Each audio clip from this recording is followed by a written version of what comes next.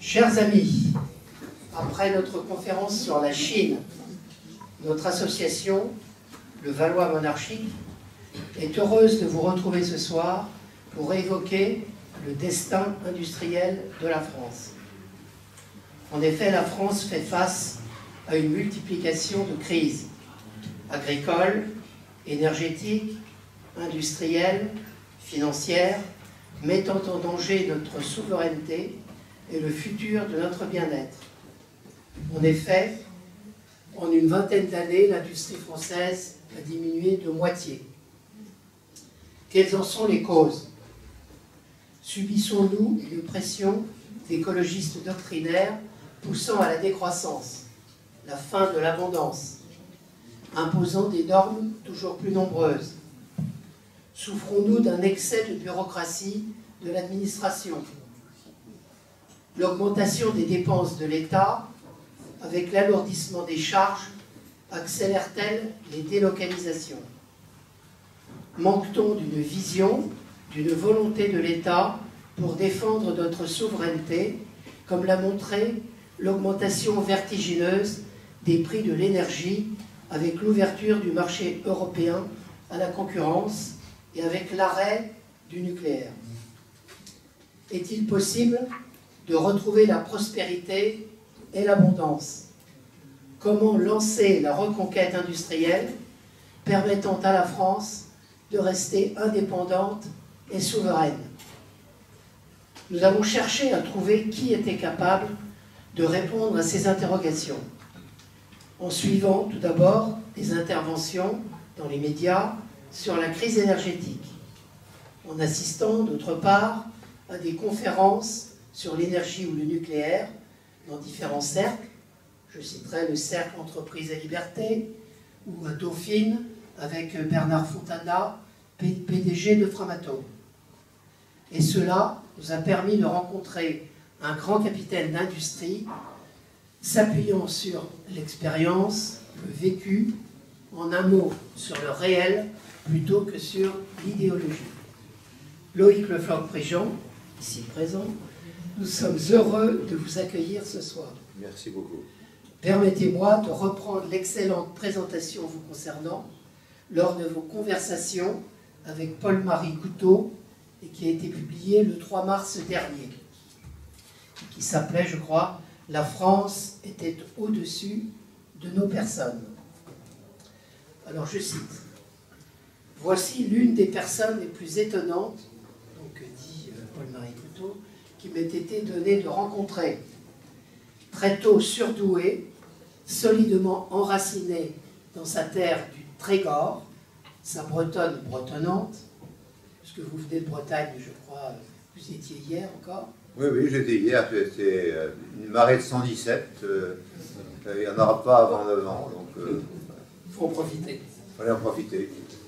Issu d'une famille nombreuse, catholique, cultivée et énergique, dont émergent de fortes figures qui déterminent son tempérament combatif et son indépendance d'esprit.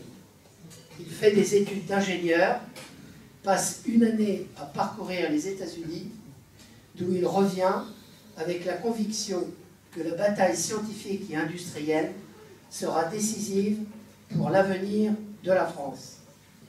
Formé dans les années 70 par les plus grands noms de l'escouade industrialiste qui luttera, entreprise après entreprise, contre une désindustrialisation de la France qu'accentue l'irréalisme des technocrates des grands corps et le manque de capitaux, il manque de devenir ministre de l'Industrie de Mitterrand, qui lui confie la direction de 4 des plus grandes entreprises françaises, Rhône Poulenc, puis Elf, dont il double la production, Gaz de France, puis la SNCF. Chaque fois, les succès de ce capitaine d'industrie, anti-bureaucrate, anticonformiste, sont fulgurants. Mais l'intrépide Astérix, qui a la France chevillée au corps, fait plus que défendre son village breton. Il contre-attaque et marche sur les pieds de l'empire états-unien, qui sait le rôle central que joue l'énergie, l'énergie abondante, bon marché et souveraine dans l'activité économique d'un grand pays et veut en garder le monopole mondial. » Donc, fin de citation. Toujours aussi actif, vous dirigez aujourd'hui plusieurs sociétés. Vous avez créé le Cercle Entreprise et Liberté et vous êtes un membre actif du mouvement patronal éthique. Vous avez écrit une quinzaine d'ouvrages, dont 4 que vous avez pu voir à l'entrée: Capitaine d'industrie pour une France industrielle, Il ne faut pas se tromper, Carnet de route d'un Africain, et peut-être ceux d'entre vous qui voudront se les procurer, qui n'ont pas pu le faire avant la conférence, pourront le faire tout à l'heure, je pense. Absolument, oui. Je serai là encore. Vous serez là encore. Cher Loïc Le Floch-Prigent, nous sommes impatients de vous écouter pour parler du destin industriel et énergétique de la France. Donc, merci. Merci beaucoup.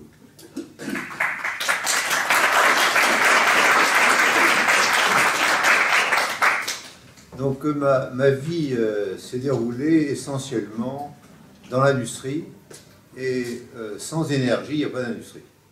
Par conséquent, j'ai été à cheval sur l'industrie et l'énergie, et je parle des deux à peu près en même temps. J'aurais pu, mon arrière-grand-père est agriculteur, j'aurais pu également intégrer l'agriculture dans les problèmes que je véhiculais. Simplement, à part le fait qu'en étant président de Rhône-Poulenc, je faisais les phytosanitaires qui ont envahi la planète, paraît-il, mais qui ont permis quand même que la faim dans le monde régresse. À part ça, j'ai quand même abandonné beaucoup l'agriculture. J'en fais moi-même, mais à une échelle réduite. Qu'est-ce qui s'est passé dans notre beau pays qui a inventé énormément de choses au cours de l'histoire, qui a fait de l'industrie pendant très longtemps, a développé un monde industriel? Que s'est-il passé pour arriver à ce que nous ayons une industrie qui a diminué de moitié en 20 ans, en nombre d'employés comme en chiffre d'affaires, comme en exportation? Que s'est-il passé pour que nous arrivions à un endettement colossal qui, bien sûr, diminue nos marges de manœuvre? Que s'est-il passé pour que nous ayons une balance commerciale déficitaire, alors que nous étions excédentaires à peu près partout? Et que s'est-il passé pour que nous ayons pris l'habitude, depuis si longtemps, d'avoir un déficit budgétaire qui continue à creuser la dette? Et, ma foi, lorsque les taux d'intérêt sont faibles ou négatifs, on ne peut pas dire que ce soit très grave, du moins du point de vue politique, mais quand les taux augmentent, comme ça a été le cas ces dernières années, eh bien, on prend un chiffre énorme de service de la dette. Qu'est-ce qui s'est passé? Alors, pour moi, l'essentiel de la constitution d'une civilisation et du maintien d'une civilisation, c'est d'avoir une énergie abondante, bon marché et souveraine.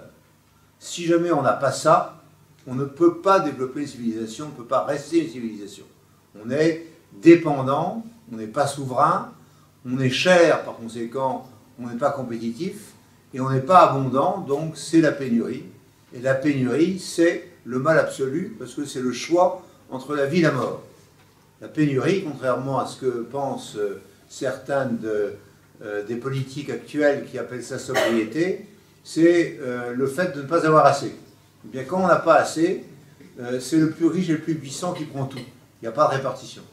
La seule manière d'arriver à la sobriété, c'est l'abondance.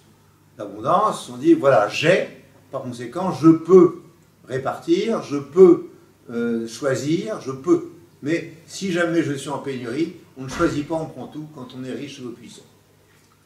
Donc, le fait d'avoir une politique énergétique est absolument fondamental pour notre pays. Elle a été basée au départ s'agissant du charbon, puis l'achat du charbon, puis l'électricité à partir de charbon, le gaz à partir du charbon. Et à mesure que les réserves s'effritaient, les grands des années entre-deux-guerres se sont mis à dire il faut le pétrole en attendant le gaz. Et sont partis à la recherche du pétrole. C'est nous qui avons, à l'époque, traité le pétrole roumain entre deux guerres, etc. On a fait beaucoup de choses et on a trouvé du pétrole en Alsace à Pechelbronn. Et après la guerre, la France était dans un triste état et tout était à reconstruire. Et il y a un certain nombre de gens qui ont voulu reconstruire. Alors, je voudrais revenir sur un point capital des technocrates et des bureaucrates actuels qui font des planifications permanentes. La planification française n'a pas été une planification soviétique. Ça a été une planification liée à des gens qui avaient envie de faire des choses et qui essayaient de se coordonner pour les faire correctement pour le bien commun. Donc la planification à la française, les commissariats au plan successifs qui ont rebâti la France avec les industriels, l'ont fait à partir de la base et non pas du sommet. Hein, on a toujours dit on a fait telle chose et c'est parce que le général de Gaulle l'a fait. Oui, le général de Gaulle, à un moment, a dit on va faire du nucléaire parce que les ingénieurs nucléaires sont venus et ils ont dit c'est possible et c'est souhaitable. Hein, vous pensez à la guerre et vous pensez au nucléaire militaire, mais il faut penser au nucléaire civil parce que c'est la chance d'un pays comme le nôtre qui a très peu de ressources pétrolières et très peu de ressources gazières. Et bientôt plus de charbon, et on s'en est aperçu rapidement. Donc attention à bien comprendre comment s'est fabriquée la nouvelle industrie française à la sortie de la guerre, avec des gens qui le voulaient, et dans un des ouvrages que je vends ce soir, qui s'appelle Capitaine d'industrie, j'explore un certain nombre de gens qui ont fait cette industrie à la sortie de la guerre, et dont l'originalité était d'être sans formation préalable. C'est-à-dire qu'il n'y a pas de fabrique à patron. Il n'y a pas une école qui dit, voilà, vous allez rentrer dans cette école, vous allez sortir patron. Ça ne marche pas. La seule chose qui marche, c'est vous avez envie d'être patron et vous devenez patron, et à la mesure que vous êtes patron, vous développez votre entreprise. Et il est assez amusant dans le livre que j'ai écrit, de se rappeler de François Michelin, qui était un des grands patrons de la France, de l'Europe et de la planète, que son père considérait qu'il avait fait une petite école de commerce qu'il fallait qu'il apprenne, et il est parti sous un faux nom dans une filiale de Michelin, en attendant que ils viennent contremaître, qu'ils viennent le directeur de l'usine, et à ce moment-là, le papa s'est dit, bon, finalement, mon fils n'est pas aussi belle, je vais peut-être le prendre avec moi. Et à ce moment-là, il a changé de nom, il est redevenu François Michelin, et c'est lui qui a développé cette entreprise magnifique qui est Michelin. Donc ça se fait avec des hommes et des femmes. Enfin, dans la galerie que j'ai écrite, il n'y a pas énormément de femmes, mais il y en aura, et il y en aura de plus en plus, à mon sens. Et ça vient de la base. Et cette base, nous l'avons construite pendant des années, et à un moment, elle s'est délitée. Alors, M. Sallet a bien expliqué les différents points. Alors, je ne vais pas les reprendre.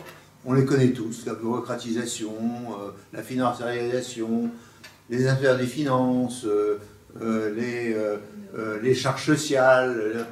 Tout ça est vrai. Tout ça est vrai et on peut en dire énormément tout le temps et se battre la coulpe. Mais il y a suffisamment de gens, d'hommes politiques en particulier, qui font repentance sur tout ce qu'on fait pour qu'il ne soit pas nécessaire que je fasse devant tout repentance. Il n'y a pas de repentance à avoir. Il y a à considérer une situation telle qu'elle est aujourd'hui et à savoir si on peut la transformer ou pas. C'est ça le sujet, et c'est le sujet que je vais traiter ce soir. Alors, ce sujet, je le vis tous les jours, parce que, après avoir dirigé les grandes entreprises dont notre ami a parlé, mes anciens de Rhône-Poulenc, la première société que j'ai dirigée en 1982, mes anciens de Rhône-Poulenc avaient fabriqué un réseau de PMI et géraient ce réseau de PMI et m'ont demandé de venir après mes derniers ennuis africains et moyen-orientaux et qui contraignaient votre serviteur à rester en France parce que la famille ne veut plus que je voyage. Alors bon, on va dire, bon, maintenant, tu as failli crever au Togo, tu ne vas pas repartir, donc tu restes là. Bon, alors je suis resté là, donc je suis allé avec eux et je dirige aujourd'hui 8 PMI dans un ensemble de 60 avec 600 millions de chiffre d'affaires, donc et je suis heureux comme si j'avais 7 multinationales, parce que c'est passionnant de faire de l'industrie, j'aime les machines, j'aime les gens, j'aime travailler et je continuerai à travailler jusqu'à ce que le cercueil m'accueille. Alors, où sommes-nous aujourd'hui? Où en sommes-nous aujourd'hui? Alors, la première chose, c'est que nous avons effectivement foutu en l'air notre énergie abondante, bon marché et souveraine. Nous l'avons foutu en l'air. Pourquoi? À cause des écolos et à cause des gens qui ont suivi les écolos, les anti-nucléaires, à cause du manque de volonté, à cause des technocrates qui considéraient que, par exemple, au bout de 450 TWh, il fallait faire des économies et ne plus dépenser trop d'électricité. Donc on a fait des centrales nucléaires, on a fait 58 réacteurs, puis à un moment on a dit, oh là là, il ne faut pas en faire d'autres parce que on en aura trop, qu'est-ce qu'on fera de cette électricité, ça coûte cher. Alors en fait, c'est pas vrai, ça coûtait pas cher. On exportait l'électricité à tous nos voisins. Il y avait des voisins qui ne voulaient pas de nucléaire, ils prenaient notre nucléaire, parce que comme ça, ils pouvaient se faire élire dans leur contrée et puis utiliser le nôtre. Il faut se souvenir, par exemple, parce que bon, on a la mémoire courte, que nous avions des Italiens qui étaient des bons nucléaristes, et il y avait des physiciens nucléaires de qualité, qui voulaient développer le nucléaire en Italie, qui ont commencé à bâtir 4 centrales, puis quand ils ont vu les centrales nucléaires françaises, on arrête tout, on va utiliser notre gaz, et dans notre programme électrique, on considère qu'on a 20% d'électricité qui viendra de France. L'Autriche fait une centrale nucléaire près de l'Union soviétique de l'époque, et à un moment a arrêté, non, le nucléaire c'est pas bien, et puis il a dit, mais de toute façon la France va nous servir d'électricité, donc vous voyez, donc c'est un mélange de bien-pensance et d'hypocrisie. On conduit un certain nombre de gens à dire on ne fait pas de nucléaire parce qu'on est anti-nucléaire, mais on utilise l'énergie de nos voisins, puis nous avons assumé et nous sommes mis dans la situation de produire 75% de notre électricité à partir de l'énergie nucléaire, à avoir de l'ordre de 12% d'énergie venant de l'hydraulique, avec un développement hydraulique très poussé. Et puis on avait des centrales, charbon, fuel, gaz, de manière à passer les pics de consommation. Le pic de consommation avant le changement climatique, c'était entre le 15 janvier et le 15 février. Donc on se mettait en position d'avoir le maximum de centrales en fonctionnement le 1er janvier. Et puis, si jamais il y avait des pics de consommation, on ouvrait les centrales soit à fuel, Porcheville, soit les centrales charbon, Cordemais, Le Havre, soit d'autres centrales, Gardanne, etc.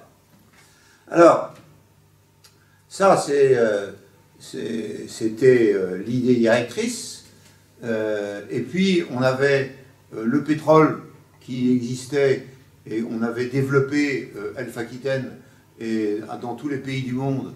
Et j'en ai été l'indicateur puisque j'ai doublé la production en les 4 ans que j'étais aux commandes d'Elf-Aquitaine.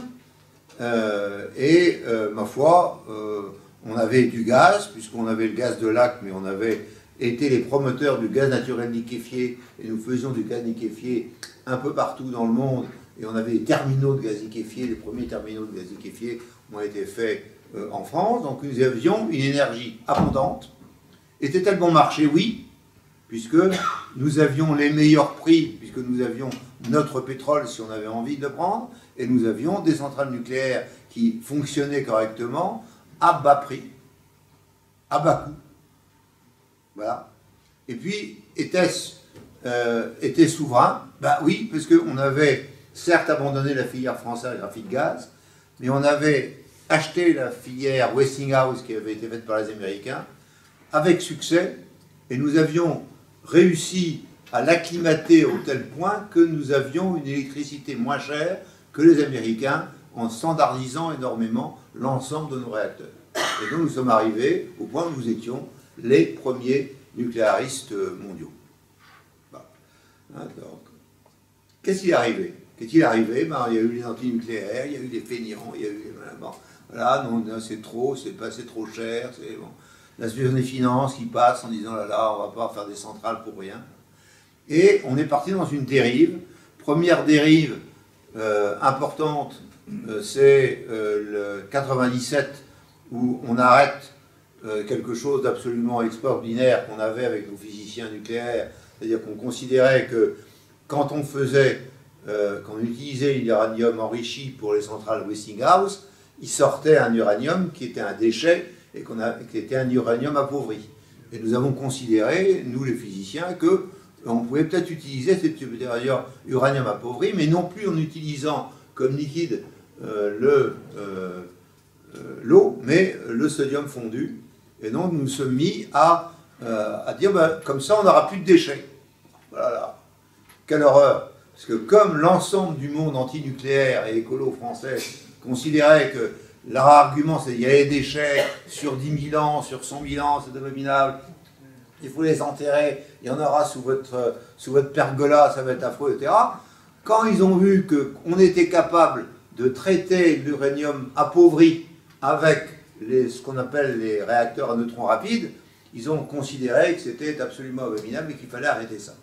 Et lorsque, en 97, la gauche plurielle est arrivée avec Jospin, mais avec Madame Voynet, la première décision prise le 16 juillet 1997 par le nouveau Premier ministre de cohabitation, ça a été de dire « et nous arrêtons cette abomination de superphénix qui va nous contraindre, et ne marche pas, a tous les défauts, et là, on va arrêter ça ». Donc première décision. Et nous sommes, nous les physiciens nucléaires, jamais remis complètement de 97. C'est-à-dire qu'on avait ce truc qui marchait, c'était un prototype disons de mi-taille, on pouvait faire 2 fois plus. Bon, il était branché, donc il faisait l'électricité. Soudain, on l'a arrêté. On a dit que c'était un programme acheté aux oubliettes. L'ensemble des gens qui faisaient du nucléaire dans le monde sont venus nous voir. Certains physiciens sont partis pour continuer à discuter avec eux. Donc les résultats de ces recherches de superphénix sont partis en Russie, en Chine, aux États-Unis, pour rien, hein, puisque les physiciens étaient sans travail. Hein, on les avait dit, mais vous êtes le mal absolu, il faut vous disparaissiez de la Terre, on ne va pas partir ailleurs. Et on ne s'est jamais remis complètement de ça. Et lorsque nous sommes partis sur le programme dit EPR, nous avions déjà beaucoup perdu la foi dans les politiques. Et donc nous n'étions pas au mieux de notre forme. On a été jusqu'à 400 000 personnes travaillant pour le nucléaire en France, pour faire les réacteurs. Et nous sommes descendus de 400 000 à 200 000 très rapidement. Et on a essayé de colmater les brèches, d'éviter que les gens partent partout. Mais c'était très, très difficile. Et surtout, à l'époque, lorsque les jeunes allaient à l'école, on leur disait surtout, vous ne faites pas de nucléaire, c'est fini. Par contre, les éoliennes et le solaire, c'est l'avenir. Et ils partaient sur les éoliennes et le solaire. Donc, à 12 ans, on rêve des éoliennes comme les gens qui regardent les publicités à la télévision. Ils regardent, ils voient la voiture électrique, c'est l'avenir. Très bien, la voiture électrique, c'est l'avenir. Voilà. Là, il y a un enfant qui est là. au fond d'un fauteuil, bien sûr attaché, fauteuil, il est là, et il traverse des champs merveilleux où des éoliennes, bien sûr sans bruit, tournent, et donc on fait l'analogie, là, tout va bien, tout va bien, vous avez l'éolienne, vous avez la voiture électrique, et vous serez heureux. Donc on voit bien quelle était l'ambiance générale, et il a fallu, de 97 à 2022, c'est-à-dire pendant 24 ans, un certain nombre de gens qui ont continué à dire non, le nucléaire c'est l'avenir, le nucléaire c'est l'avenir.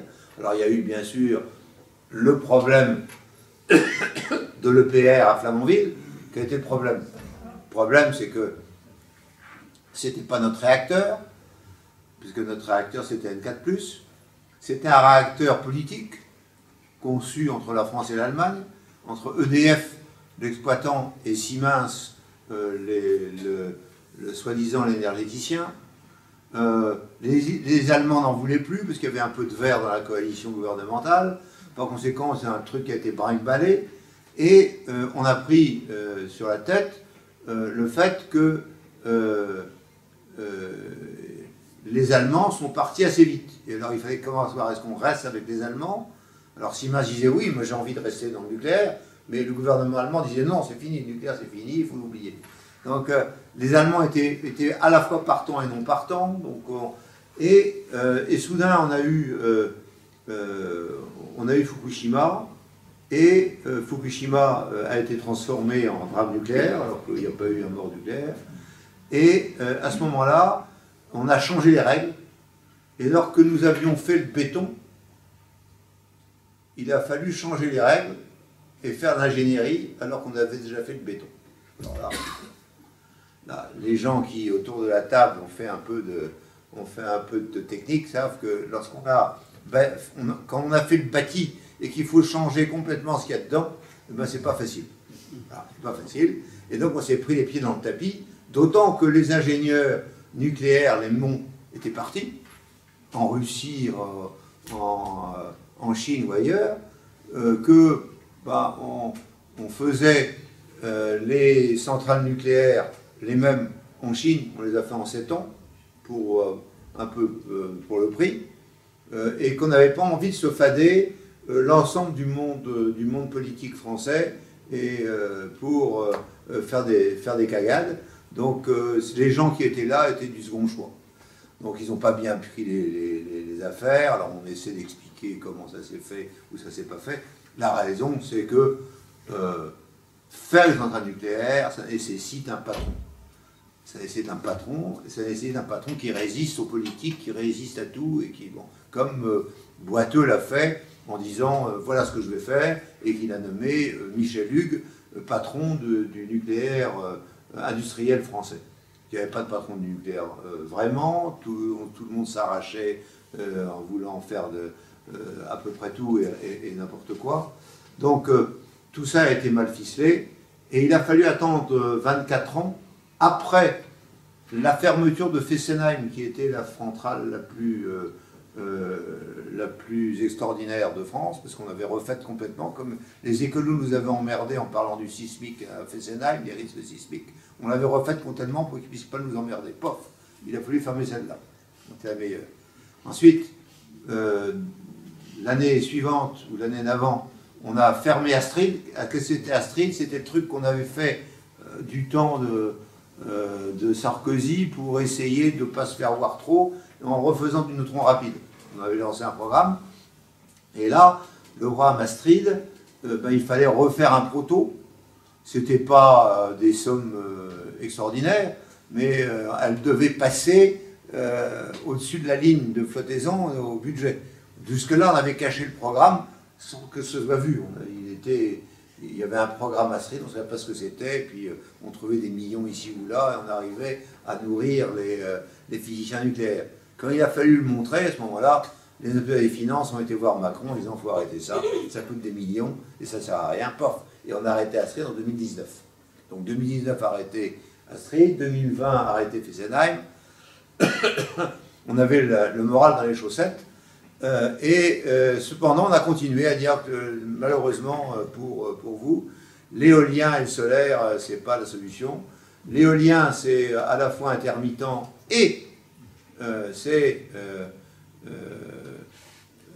aléatoire, puisque on ne sait pas quand il y a du vent, parce qu'il faut que le vent soit entre 20 et 90 km/h. On ne sait pas quand il y a le vent au-dessus de 20 km/h, on ne sait pas quand il est au-dessus de 80, donc on ne peut pas prévoir.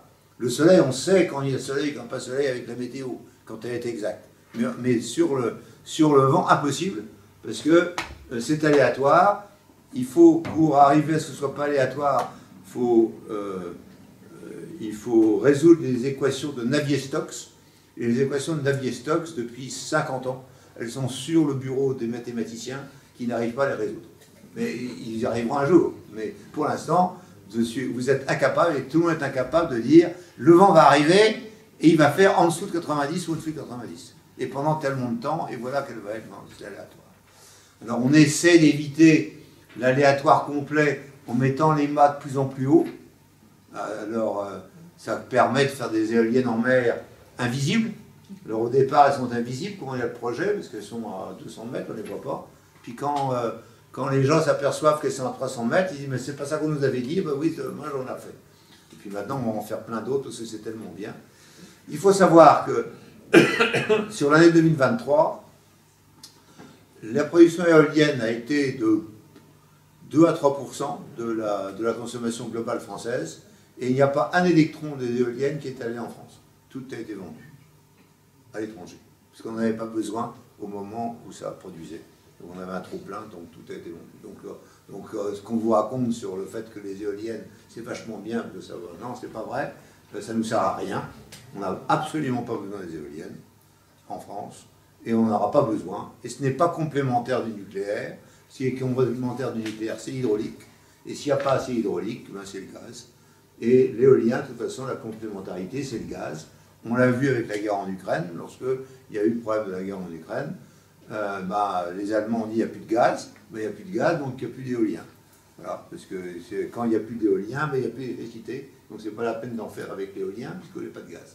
Voilà. Il a fallu chercher du gaz partout, ce que les Allemands ont fait, en ouvrant énormément de centrales à charbon, de façon à pouvoir être en situation de pouvoir pallier aux insuffisances Donc voilà, donc on a massacré notre nucléaire, on a finalement massacré notre hydraulique aussi, parce que les saumons ne remontent pas les rivières suffisamment, et donc les écolos ont massacré aussi l'hydraulique. Il fallait le vendre, il fallait l'abandonner. L'hydraulique, c'est pas bien, ça détruit la planète, pour le climat, c'est pas bon. Voilà. Donc on est passé de 12% en hydraulique à un peu plus de 10% aujourd'hui. On enlève des barrages, quasiment tous les jours, il y a des barrages qui tombent par souci climatique. Et donc on est voilà. Donc on n'est plus abondant, on n'est plus bon marché. Pourquoi? Parce que l'éolien ça coûte très cher et qu'il faut refaire tous les réseaux à cause de l'intermittence et de l'aléatoire. Donc on a augmenté énormément. Donc on est à disons que vous avez sur votre note d'électricité, vous avez le prix de l'éolien, ça s'appelle TCPE, et puis vous avez sur votre note d'essence, vous avez aussi de l'éolien, parce que comme il n'y avait plus assez d'argent dans le TCPE, il a fallu prendre un bout de la redevance pétrolière pour nourrir les éoliennes. Et ceci pour, je dirais, 2 à 3% de la consommation globale, ce qui n'est pas votre consommation, qui est la consommation des autres pays qui demandent l'électricité à cette époque. Donc on n'est plus bon marché, non plus. Et puis on n'est plus souverain, puisque finalement, puisqu'on vous dit qu'on fait des éoliennes et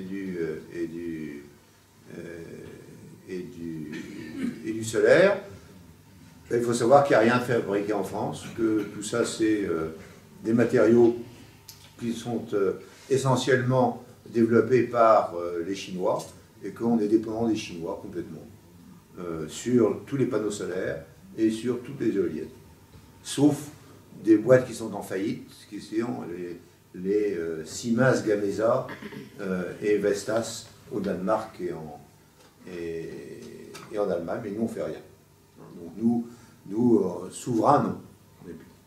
Donc, sur l'énergie, voilà ce qui s'est passé. C'est un drame. Et c'est un drame parce que le point de compétitivité que nous avions dans l'industrie, c'était essentiellement l'énergie.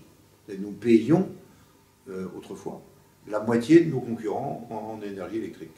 C'est intéressant. Et en énergie pétrolière, on était pas mal aussi, puisque les Allemands, les Suisses, etc., n'ont pas de grandes compagnies pétrolières, uniquement les Britanniques et nous. Et nous avions donc Elf et Total. Alors l'industrie a suivi à peu près le même péril, c'est-à-dire que la bureaucratie a fait en sorte qu'on n'ait plus envie de faire beaucoup d'énergie en France, de l'industrie en France, parce que c'était cher, et encouragé par les écolos qui nous disaient qu'une industrie par ailleurs, c'est bien. Alors j'ai donné quelques exemples, mais ces exemples, c'est la pharmacie. Donc quand j'étais patron de la pharmacie, je faisais 20% des principes d'actifs en France, et quand je me suis réveillé en rentrant en France, il y avait 80% des principes d'actifs qui étaient faits en Inde et en Chine. Pourquoi? Parce que les écolos faisaient en sorte que ce soit impossible de faire de la chimie en France. Et donc il fallait déménager. Et si jamais on faisait de la chimie en France, il fallait payer 4 fois les investissements que l'on payait en Inde et en Chine. Et par ailleurs, les sexes sociales n'avaient pas envie d'augmenter le prix des médicaments. Donc c'était de l'argent qu'on perdait. Donc tous mes collègues et mes successeurs ont déménagé. Bon, mais c'est vrai de partout. Puis on s'est mis, les écolos, on s'est mis aussi à dire, bah, attention, on va faire l'électricité, parce que l'électricité c'est propre. Ah, très bien, parfait. Donc on a foutu en l'air notre industrie automobile, de façon irrémédiable, française sûrement. C'est-à-dire que nous étions les rois de la thermique. On avait essayé de sauver l'industrie française en disant on va faire de l'hybride. Hybride, c'est pas bien non plus, il faut être complètement électrique. Très bien, parfait. Donc on va être complètement électrique. Donc du coup, les Chinois sont les rois de l'électrique. Les Chinois sont les rois de l'hybride avec les Japonais. Donc on a tout transféré ailleurs. Voilà. Les seuls qui sont restés sont des gens qui ont mis leur pénate au Maroc ou en Turquie et qui se disent après tout, bon, il va rester un marché du thermique, mais on n'a plus le droit de le faire, on n'a plus le droit de vendre, de faire des voitures thermiques en France à partir dans 6 ans, donc il faut tout déménager, on a tout déménagé. Ça a créé des drames pratiquement partout en France, mais ça c'est un drame politico-écolo, hein, c'est-à-dire qu'il n'y avait aucun besoin de considérer que la seule solution pour ne pas avoir de pollution en ville était la voiture électrique. Par ailleurs, la voiture électrique pèse 2 fois plus lourd que la voiture thermique. Par conséquent, les pneus envoient beaucoup plus de particules fines que les moteurs. Donc on a beaucoup de particules fines. Si vous avez envie d'avoir des particules fines maximales, d'ailleurs, vous avez une solution simple qui est dans le métro. C'est l'endroit de France où il y a le plus de particules fines. Et que le métro soit à pneus ou pas à pneus, c'est pareil, ils envoient les particules fines. Bon. Donc on a massacré l'industrie française en disant, en 20 ans, ça s'est fait de manière... Et les seuls qui ont tenu bon, c'est les gens qui ont voulu raisonner un peu par filière, donc c'est les militaires, c'est l'aéronautique, et puis c'est le luxe, mais pour d'autres raisons. Le reste a été laminé, donc, et aujourd'hui, nous continuons à être laminés, c'est-à-dire que les grands industriels français qui sont partis à l'étranger n'ont pas tellement envie de prendre de sous-traitants en France.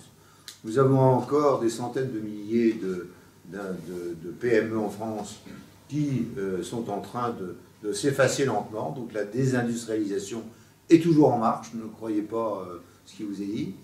Le nombre de faillites de cette année 2023 a été maximal sur la décennie et sur la double décennie, la triple décennie. Nous avons le maximum de faillites dues à des stupidités, c'est-à-dire au fait qu'on a enlevé le prix de l'énergie qui nous rendait un peu compétitifs et on nous a offert un prix de l'énergie européen qui a conduit à l'année 2022 pour les industries, pas les particuliers, à avoir un prix de l'énergie qui est passé du simple au sextuple ou au septuple.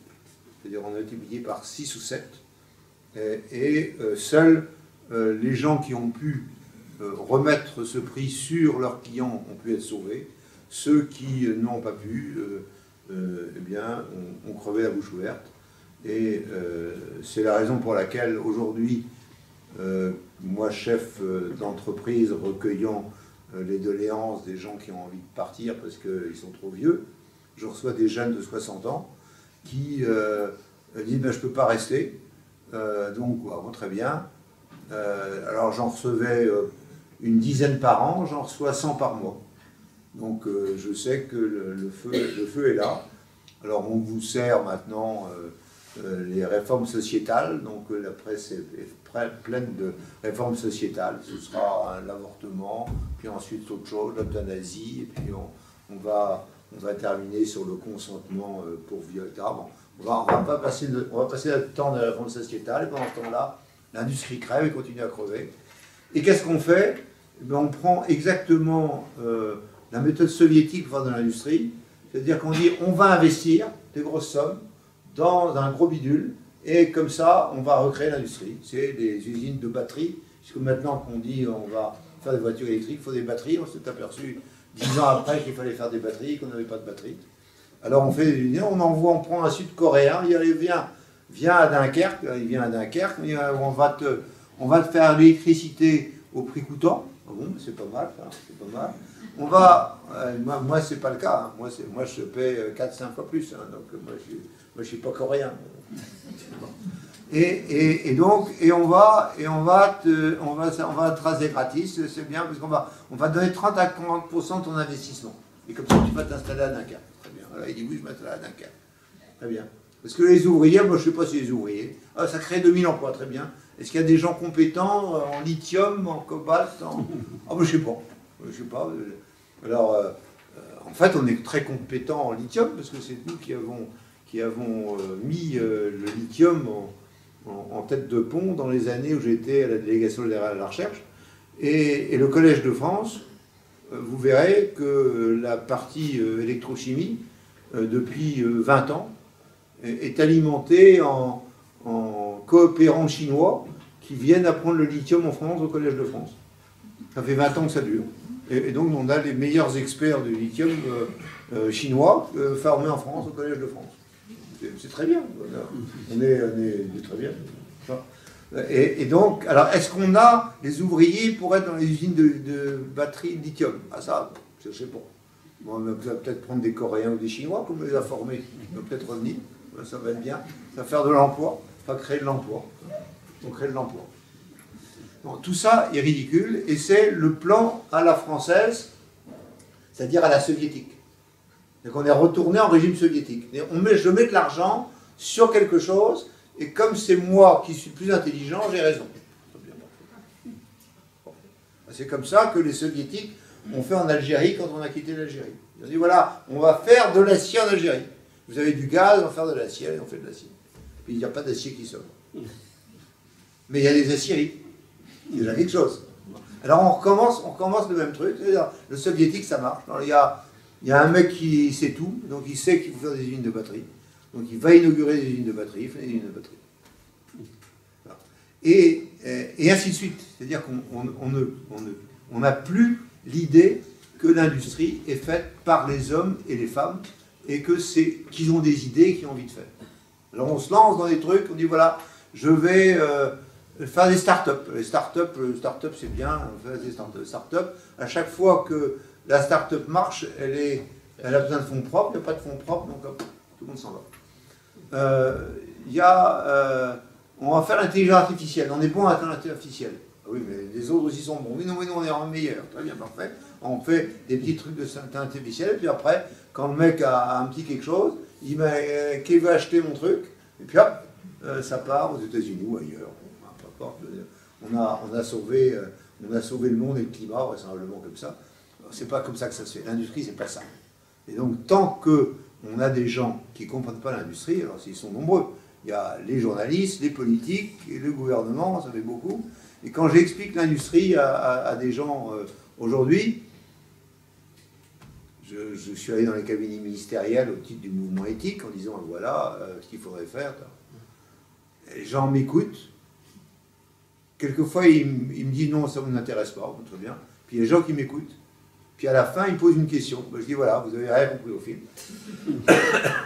Je dis bah, écoutez, c'est simple, quand on a été responsable d'un compte d'exploitation, c'est déjà pas mal. Donc si jamais j'ai un conseil à vous donner, c'est de partir un peu, être responsable d'un compte d'exploitation, ne serait-ce qu'un ou 2 ans. Hein, mais ne me dites pas que vous avez fait l'industrie en allant comme Madame Pannier-Runacher dans un truc pendant 1 an de filiale de Forestia. C'est pas comme ça qu'on apprend l'industrie. On revient. Non, c'est pas ça. L'industrie, on vit le produit, on vit le commerce du produit, on vit les difficultés du produit, on vit les machines. Et tant qu'on n'a pas fait ça, on ne fait pas l'industrie. Alors, est-ce que notre situation, et c'est là, est irrémédiable? Je dis non, elle n'est pas irrémédiable. Alors, elle n'est pas irrémédiable. Sur le plan financier, nous avons aujourd'hui 3 000 milliards d'assurance vie. Bon, on prend 300 milliards d'assurance vie qui sont, d'après les accords de Bâle, on ne peut pas les mettre dans l'industrie. On dit maintenant, on oublie les accords de Bâle, on les met dans l'industrie. Avec 300 milliards d'assurance vie, on rebâtit une industrie à partir des idées qui sont là et des gens qui sont là. Donc c'est possible. Est-ce que les gens sont là? Oui, ils sont là. Ils sont là. Si aujourd'hui, la moitié des entreprises pharmaceutiques est dirigée par des Français, dans le monde, c'est un Britannique qui dirige Sanofi. Hein. Mon entreprise, c'est dirigé par un Britannique. Mais dans le monde, c'est la moitié. Ils ont envie de revenir en France? Oui, ils ont envie de revenir. Pourquoi ils ne reviennent pas? Parce qu'on leur dit surtout, revenez pas. On n'a pas envie de vous. Hein, c'est tout. Hein, donc, vous avez Stéphane Bancel qui a fait Moderna et qui était dans l'ARN messager, là, c'était un mec de Mérieux, c'était un mec à moi. Et pourquoi il est parti? Il est Marseillais, dès qu'il y a un match de Marseille, il a envie de le voir, quel que soit l'endroit où il est. Il est malheureux comme tout d'être parti là-bas. Pourquoi il est parti? Parce qu'on lui a dit non, t'es nul, toi. Ça sert à rien. T'es pollueur, t'es méchant, t'as tous les défauts. Et de même pour un certain nombre de chercheurs. Le dernier prix Nobel qu'on a eu sur justement l'ARN, il a fallu qu'elle fasse sa carrière en Allemagne, parce qu'en France, on n'avait pas envie qu'elle soit là. Voilà, etc. Enfin, bon, on n'aime pas l'industrie, il faut qu'on arrive à aimer l'industrie. Donc le problème, c'est d'arriver à faire aimer l'industrie. Alors c'est pour ça que je fais les planches, je viens vous voir, je viens voir tous les gens qui possible, en disant, aimez l'industrie, décrivez l'industrie, dites que c'est possible. On a les hommes et les femmes pour ça. On a l'argent pour ça. On a tout ce qu'il faut. Alors simplement, il faut arrêter les écrolos, les escrolos. C'est-à-dire qu'avec les lois climat et résilience, où on empêche les gens d'habiter où ils veulent, de faire les trucs qu'ils veulent, etc. Voilà. Mon ami Louis Leduf, il est de chez moi. Là.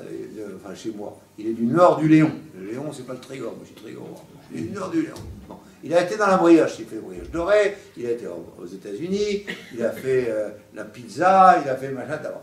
Et il fait les trucs qui partent surgelés un peu partout dans le monde. Bon, il a droit. Hein, bon. Alors, il a fait une usine qui s'appelle Bridor. Vous la verrez quand vous prenez pas l'autoroute, parce que c'est la 4 voies. Quand vous arrivez sur Rennes par la 4 voies, parce qu'en Bretagne, il n'y a pas d'autoroute, on ne paie pas. Vous avez ça, un bonnet rouge. Alors, quand on arrive, il y a Bridor. Il y a une usine là sur la gauche. Hein, une usine Bridor. Il avait dit, je fais la même de l'autre côté. Alors, on lui a dit, là, on va te faire ça aux petits oignons. On va te mettre ça chez les Girard, qui est le premier adjoint de Le Drian, et tu vas voir, il va te faire ça aux petits oignons. Très bien, parfait, aux petits oignons. On lui donne un terrain, et puis voilà, il a la bénédiction du pape. Recours des écologistes. Attention, il y a une mare. Il y a une mare, ça veut dire qu'il y a de l'eau. Qu'est-ce que vous allez faire de l'eau? Et qu'est-ce que vous allez faire des crapauds qui sont dans l'eau? Alors, recours, 7 ans de recours. Au bout de 7 ans de recours, on dit, si jamais tu tu acceptes, au bout de 2 ans, on te promet que ça va faire. Il dit, écoutez, les gars, ça fait 7 ans que j'attends, alors moi, je vais ailleurs. Alors, il a pris un avion, il est allé au Portugal, il est allé voir au Portugal, puis il a dit, est-ce que vous acceptez que je fasse une usine de... Oui, alors on vous donne un terrain, on vous donne les clés, on vous donne le machin, on vous donne tout, alors, vous y êtes. Bon. Le lendemain, il revient, il me dit, voilà, je suis au Portugal, mais je dis, mais qu'est-ce que tu as dit? Il continue. Je suis allé voir l'Élysée, qui m'ont dit que ça allait marcher. Dans 2 ans, mais je commence au Portugal, c'est pas la peine, ils n'y arriveront pas. Mais 2 ans après, effectivement, ils ne sont pas arrivés. Et heureusement, il avait fait au Portugal. Bon, alors c'est ça qui nous guette aujourd'hui. Moi, j'ai une collaboratrice qui s'appelle Karine Guillot, qui a lancé un site relocalisation.fr et qui fait la relocalisation avec des CCI, des machins, part dans tous les sites de France. Le problème, c'est qu'on trouve des gens qui ont envie de relocaliser, on trouve les produits à relocaliser, on trouve que finalement on peut le faire avec des gens qui sont prêts à les acheter, on trouve pas dans les friches, pas dans les zones, pas dans les... Il n'y a pas de terrain. Donc je suis allé voir l'ISNAR, et je lui ai dit, avec elle, j'ai dit, David, tu es bien gentil, mais où est-ce qu'on réindustrialise? Est-ce que tu peux nous faire la liste des endroits où on peut réindustrialiser sans trop de problèmes? Ça veut dire que c'est difficile.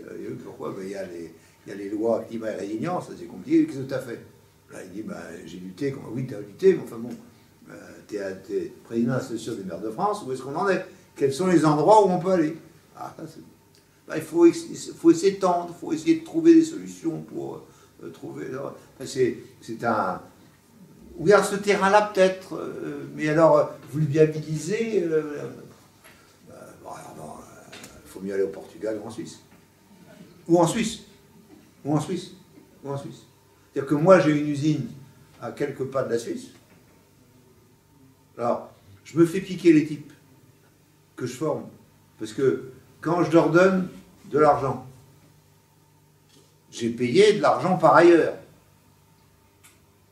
Mes collègues en face, ils paient le même argent que moi. Avec les charges diverses et variées, ok. Mais mes types, quand ils franchissent la frontière, ils reçoivent 1000 balles de plus. 1000 balles de plus par mois, ça se discute. Donc, donc j'ai formé les mecs qui partent. Après, est-ce que vous pouvez aller en Suisse? C'est compliqué d'aller en Suisse. Non. Il y a des terrains. Allez, n'importe où. On vous accueille volontiers. Non, il n'y a pas de problème. L'industrie suisse fonctionne bien. Donc, ils ont bien conscience qu'il faut faire de l'industrie. Voilà. Est-ce qu'il y a des escrolos? Les escrolos, on fait des référendums, et puis on leur dit que c'est pas eux qui commandent, et puis c'est tout. On fait des petits référendums, tranquille. Là, non, par comté, par duché, par machin. C'est sympa. Et partout pareil. Donc là, aujourd'hui, effectivement, nous sommes dans de beaux draps, parce que nous avons tout ce qu'il faut, mais il faut pousser un peu plus loin. Alors, pousser un peu plus loin, pour moi, c'est relativement simple. C'est relativement simple. C'est, je suis d'accord qu'il faut aller piquer l'assurance vie, et 2, il faut se taper les escrocs, d'une manière ou d'une autre. Alors, il y a une manière de faire qui est de lutter contre le pacte vert ou Green Deal. Le pacte vert ou Green Deal, c'est effectivement le truc qui a été inventé par Madame Van den Den pour se faire réélire. C'est une horreur pour l'agriculture. C'est pour ça que les agriculteurs sont partout en train de se Green Deal, pacte vert.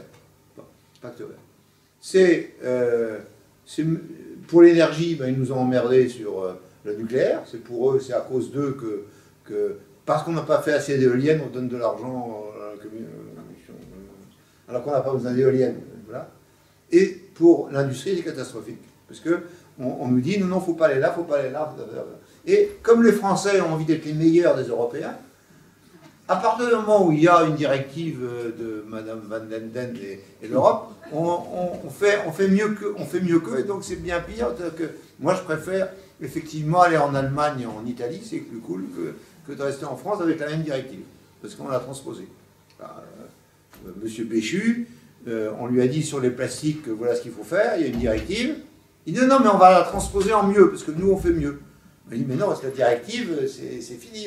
Une fois qu'on a fait la directive, on a accepté la directive. Moi, j'ai pas accepté. Mais t'as pas accepté peut-être, mais t'as accepté. Macron, ton patron, a signé. Ah non, non, je veux faire mieux. Je veux faire mieux. Donc, si jamais tu fais sur les plastiques mieux que la directive, moi j'ai intérêt à partir en dehors de France. Voilà, c'est tout. C'est aussi con que ça. Puisque je ne peux pas faire la compétition avec mes collègues européens. Alors nous sommes le troisième fabricant de plastique européen.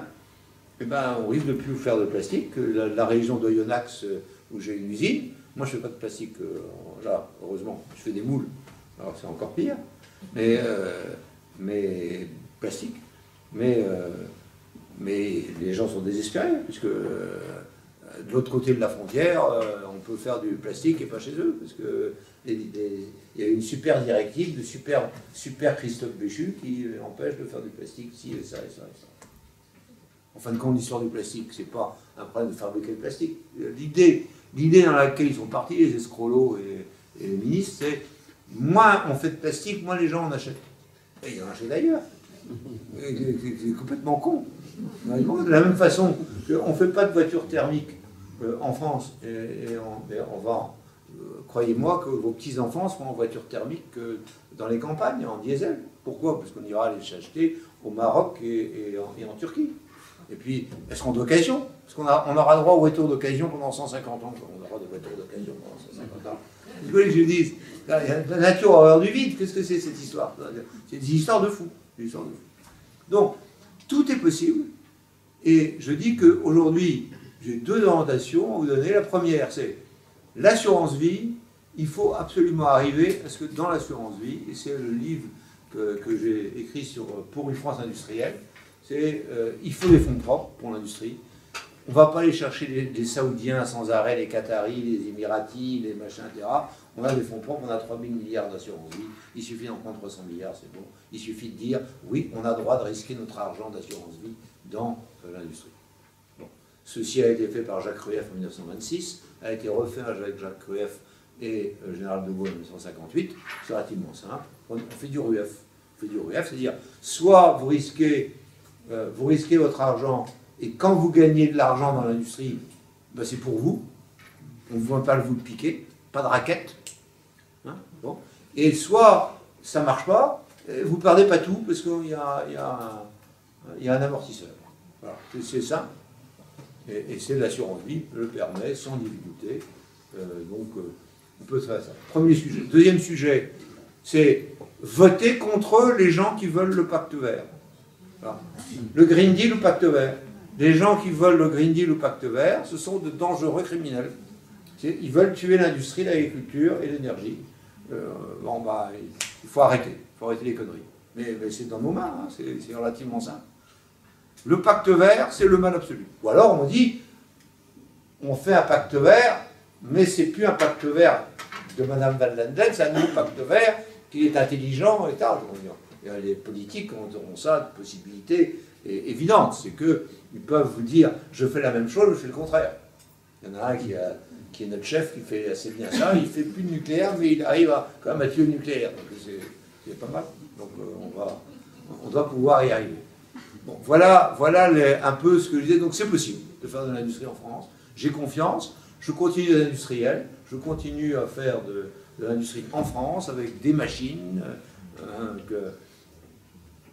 que j'achète à l'étranger puisqu'elles sont plus faites en France. Enfin après, j'achète des robots en France quand c'est possible, parce qu'il y a de bons robotiseurs, enfin bon, on a ce qu'il faut.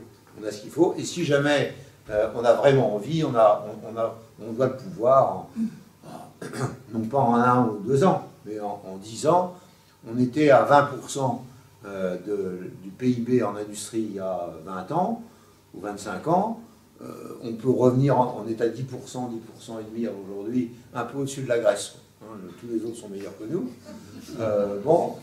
On doit pouvoir revenir à 20% assez rapidement si on le veut. Et si on le veut, eh ben ça veut dire aux gens qui veulent la décroissance, que la décroissance, c'est pas pour nous. Voilà. Ni pour nos enfants, ni pour nos petits-enfants, ni pour nos arrière-petits-enfants. Voilà. Voilà ce que je voulais vous dire. Je ne sais pas quelle heure il est, je ne sais pas si vous en avez marre de m'écouter. Mais autrement, je veux bien écouter vos questions, par contre.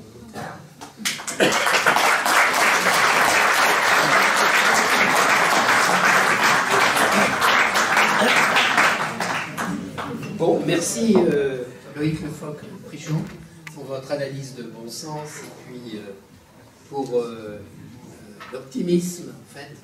Tout est possible, tout est possible. Donc, on passe aux questions. Donc, qui veut poser la première question? Donc, Loïc va passer avec le micro. Et Loïc avec un C. Loïc avec un C. Loïc avec un C. Moi, je suis avec K. On va nous dire pourquoi, d'ailleurs. Bonsoir. Alors, vous parliez notamment des escrolos et de la nécessité de ne pas voter pour ceux qui veulent le pacte vert. Malheureusement, en fait, il y a des gens à côté qui vont passer à côté de cette démocratie, puisque j'ai reçu un mail tout à l'heure dans un des emplois que j'ai l'obligation de me former sur la transition écologique avant 2025, sinon je n'aurais plus le droit de travailler pour cette entreprise. Et là, ça passe pas par un vote. Voilà. Mais je n'ai rien contre la transition écologique, mais je la fais tous les jours. Moi, je suis écolo. Mais je ne suis pas escrolo. Je ne suis pas escrolo. C'est différent. C'est-à-dire que lorsqu'on dit que l'écologie, c'est les voitures électriques, on ment. Quand on dit l'écologie, c'est des éoliennes, on ment. C'est-à-dire que les mensonges techniques et scientifiques sont évidents. C'est-à-dire que je suis effectivement pour qu'on défende la défense de l'environnement, qu'on essaie d'améliorer les rendements de façon à enlever la pollution, de diminuer le bruit. Enfin, expliquez-moi comment une éolienne enlève le bruit. Vous avez été près d'une éolienne, en quoi est-ce que ça diminue le bruit de faire des éoliennes? Donc c'est faux. Donc je suis contre l'escrologie. Mais je suis pour la transition écologique, oui. Donc répondez ça aux gens. Oui, bien sûr, je vais me former à la transition écologique, mais pas à la transition escrologique. Justement, le problème est là, notamment sur les défraiements des déplacements. Si vous n'avez pas une voiture électrique, bientôt, c'est ce qu'ils nous disent, dans le travail dont je vous parle, on ne sera plus indemnisé. Ça veut dire qu'il faudra payer pour se déplacer si on ne justifie pas de ne pas avoir soit une voiture électrique, soit l'obligation de prendre les transports en commun. Voilà, c'était juste pour vous dire que l'escrologie est plus puissante que ce qu'on peut penser. L'escrologie est légèrement gouvernementale. Alors, si vous voulez savoir quels sont mes ennemis mortels, ce sont les directions régionales de l'environnement qui s'appellent les DREAL. Alors, les DREAL, je les combats jour et nuit. Voilà. Parce qu'ils ont des tableaux Excel, justement, des abats, voilà. Si vous faites ça, vous êtes bien. Si vous faites ça, vous êtes mal. Ce qui est complètement idiot. Ce n'est pas ça l'écologie. Voilà. Et donc il faut revenir aux sources de l'écologie, aux sources de la science et de la technique réelle. Mais on va y arriver. Hein. C'est-à-dire que sur le nucléaire, vous vous rendez compte, ça fait 25 ans que je me bats et on arrive à ce que maintenant, on dit ben, finalement le nucléaire c'est pas si mal. Et on est en train de relancer le nucléaire dans la plupart des pays du monde et on va réussir à faire les réacteurs à neutrons rapides. Malheureusement, on va les acheter parce qu'on ne les aura pas fait nous, alors que c'était nous les pionniers il y a 25 ans. Donc c'est clair qu'on a déconné, mais bon, collectivement. Enfin, on va y arriver. Donc là, de toute façon, l'histoire des véhicules électriques, c'est stupide. C'est stupide, c'est-à-dire que lorsque vous êtes dans le... Est-ce que vous avez vu les Tesla arrêtés à New York le jour de neige, hein? Bon. Alors, bien évidemment, bah oui, les voitures avec des piles au lithium, ben, c'est pas terrible quand il fait froid. Et que vous n'allez pas demander au mec qui, en Savoie qui va dans les Alpages, vous n'allez pas lui demander de prendre une voiture électrique parce qu'il descendra en patinette. Voilà, donc, tout ça va arriver, la science va arriver à descendre les idéologues et l'idéologie, monsieur. Hein, on va y arriver. Mais il faut la volonté, il faut combattre pieds et poings liés, mais il faut combattre tous les jours. Hein.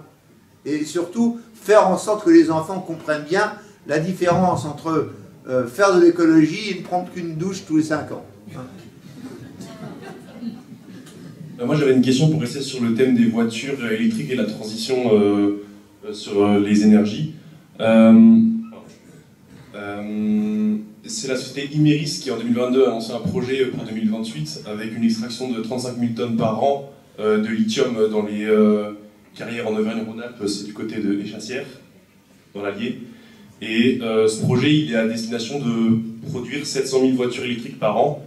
Du coup, est-ce que dans un but de réindustrialiser la France, vous trouvez que ce projet il est pertinent, malgré sa destination finale qui est, elle, pour une transition des véhicules électriques? Ça ne me dérange absolument pas qu'il y ait des voitures électriques dans les villes. Au contraire, ça ne me dérange pas. Ça ne me dérange pas qu'il y ait des voitures thermiques dans les villes, pas plus, et que si vous réduire la consommation, etc. Je pense qu'il y a cohabitation obligatoire, et il va y avoir cohabitation dans l'ensemble des pays du monde. Tesla a de beaux jours devant lui. Bon. Mais quand on fait un choix, comme celui des véhicules électriques, on fait un choix de filière. Et on regarde quel est le produit de base, et là en l'occurrence le lithium. Nous avons du lithium en France, il aurait fallu commencer par rouvrir les mines, c'est ça qu'il fallait faire. Ensuite, comment traiter le lithium? Alors c'est un produit extrêmement ennuyeux puisqu'il explose à l'air et à l'eau dès qu'il est en concentration. Donc c'est pas évident de le traiter. Hein, alors nous on a fait des piles au lithium, grâce à ça on a des smartphones, mais on sait bien que c'est un produit compliqué à faire. Donc est-ce qu'on a les usines et est-ce qu'on a la capacité de traiter le lithium? Deuxième question. Troisième question, est-ce que nous avons fait des progrès en électrochimie suffisants, industriels? La réponse est non. Donc faisons les progrès et essayons de voir ce qui est capable de le faire. Donc il fallait, en disant j'ai envie qu'il y ait plus de voitures électriques en France, ou j'ai envie qu'il y ait des voitures électriques en France, il aurait fallu commencer par le commencement, c'est-à-dire quelle était la filière industrielle qui y arrivait. Et ne pas détruire la filière industrielle thermique, qui elle peut arriver à des résultats équivalents. C'est-à-dire qu'on peut, et c'est le programme qu'on avait lancé en 1973, au moment du choc pétrolier, on avait, avec André Giraud, le ministre de l'Industrie de l'époque, on avait dit, on va essayer de voir ce qu'on peut faire avec 1 litre au 100. De manière à 1 litre au 100 conduit à avoir une pollution très faible. Et disons que si vous faites 1 à 2 litres au 100 dans une ville, par rapport à une voiture électrique où vous avez le double du poids et des pneus qui vous envoient des particules fines partout, ça se discute du point de vue scientifique. Voilà. Et donc, je pense que la cohabitation est possible, mais je ne veux pas empêcher les gens d'avoir des voitures électriques, je veux empêcher les gens de n'avoir que ça. Empêcher le pauvre monsieur qui m'a parlé tout à l'heure, de dire si je n'ai pas de véhicule électrique, je suis foutu. Non, ce n'est pas possible d'arriver à ça parce que la science ne vous conduit pas à ça. L'idée que la science vous conduit à ça. Mais quand on fait un choix, il faut faire un choix de filière. Hein, et ce choix de filière n'a pas été fait, et soudain on vous parachute des Sud-Coréens qui vous font une usine de batterie, tout ça est stupide. Il fallait faire l'ensemble. Alors derrière la batterie, il y a le moteur électrique. Alors de la même façon, nous n'avons pas travaillé suffisamment là-dessus. Alors nous avons à l'heure actuelle un travail qui a été fait par Renault sur la Zoé avec des moteurs électriques qui sont faits pour partie, qui sont faits à Besançon, près de mon usine, et c'est un travail qui a été fait sans que l'État ou que quiconque le regarde. Et ça a été fait par un industriel qui est là-bas et qui avait envie de faire ça, et qui a mis tout son fric, et qui a fait une usine absolument extraordinaire. Vous croyez, vous êtes dans une usine de moteurs électriques et vous avez l'impression d'être dans une usine d'anticancéreux. L'hygrométrie est faite, le machin, c'est extraordinaire. Hein, les gens sont tout en blanc, manipulent les choses comme si c'était des produits dangereux. C'est extraordinaire. Bon, mais voilà. Mais ce sont des gens qui font. Et l'État, ou celui qui décide, ou le politique, ne fait rien. Il dit, voilà, je veux des voitures électriques. Puis il n'a pas de voiture électrique. À la sortie, là, tout le monde s'en va. Donc nous avions 400 000 emplois automobiles en France. Nous aurons des emplois de carrossiers à 100 000 personnes à peu près. Là, on aura diminué par 4 l'emploi et les industries françaises grâce à cette magnifique décision. Alors qu'on aurait très bien pu prendre une décision. On a envie qu'il y ait des voitures aussi. On va faire des bornes électriques aussi. On va faire du lithium aussi, etc. C'est ça que j'ai en tête et que je voudrais faire comprendre aux imbéciles qui nous gouvernent. Excusez-moi. Oui, monsieur. On parle beaucoup aujourd'hui d'une énergie qu'on ne connaît pas bien.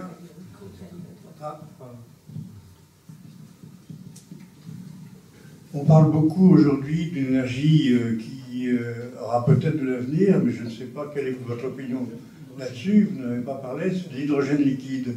La société Air Liquide est en train de construire une très grande usine au Canada en utilisant l'énergie gigantesque qui provient des chutes hydroélectriques. Est-ce que vous pensez que c'est une énergie d'avenir ou bien non? Il n'y a pas de mauvaise solution et il n'y a pas de solution unique. Tout dépend de la géographie et tout dépend de la volonté. Donc l'hydrogène est un produit dangereux. Hein, donc quand il y a une nano-fissure dans un réservoir d'hydrogène, ça pote. Et j'ai fait de l'hydrogène à Pardis quand j'étais industriel, et ma hantise était que le réservoir d'hydrogène pète. Pendant 4 ans où j'ai été responsable d'Alpha Aquitaine.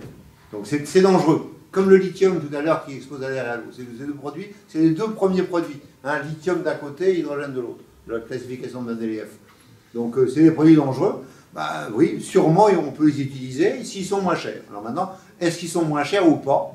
Bah, si jamais je prends l'hydrogène à partir des chutes d'eau qui ne coûtent rien, effectivement, je peux avoir un hydrogène pas cher. Mais si je le prends à partir des centrales nucléaires, je fais une connerie. Puisque la centrale nucléaire me fait une électricité pas chère. Pourquoi je passerais par l'hydrogène pour... Donc tout dépend de la façon dont on le fait et du prix.